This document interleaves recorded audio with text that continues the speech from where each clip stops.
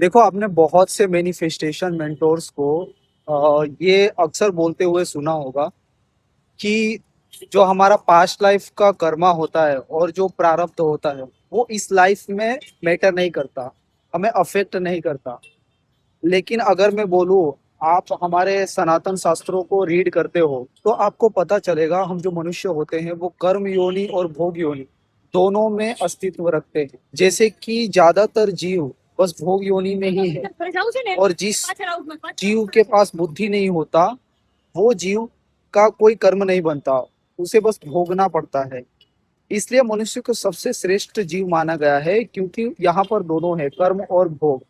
अब आपके पिछले जीवन में आपने जो कुछ भी किया, अब जो कुछ भी किया उससे मेरा यह मतलब है कि आप जो कुछ भी किए वह एक एनर्जी थी, ऊर्जा थी। अब आपकी ऊर्जा जहां जहां आपने दी वो आपको लौटाई जाएगी, यही इस ब्रह्मांड का नियम है, सिद्धांत है। अब पिछले जीवन में आपने अच्छे या बुरे जहां भी अपनी एनर्जी दी थी और जो शेष बच गई थी वो आपको इस जीवन में लौटाई जाएगी, और इसे ही प्रारब्ध बोलते हैं। तो प्रारब्ध आप पे कोई थोपा नहीं गया है, ये आपसे ही पैदा हुआ है। आपने पिछले जीवन में जो भी आपने चीज किया था उसके कारण से।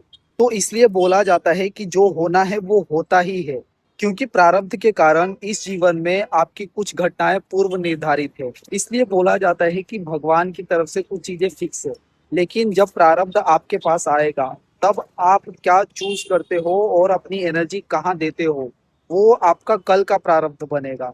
इसलिए बोला जाता है कि आप अपने कर्म बहुत ही सोच समझ के करो, क्योंकि आप जो भी कर्म करते हो वो एक एनर्जी है, एंड आपकी एनर्जी जहां जाती है वही ये यूनिवर्स आपको रिटर्न में देता है। तो अगली बार आप जो भी कर्म कर रहे हो या आपकी एनर्जी जहां भी जा रही है उसे ऑब्जर्व करो, क्योंकि इन रिटर्न वही आपको कल जाके मिलेगा।